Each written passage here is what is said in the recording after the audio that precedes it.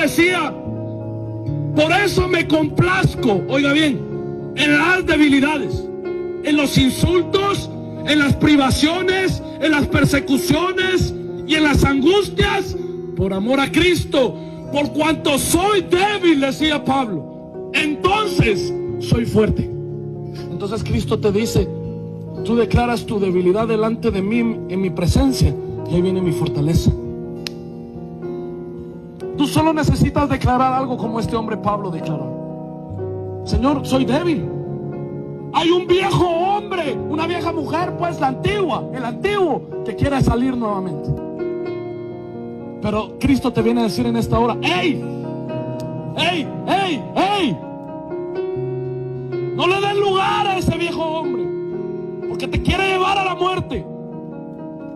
Mi espíritu te quiere llevar a la vida eterna, a la paz eterna.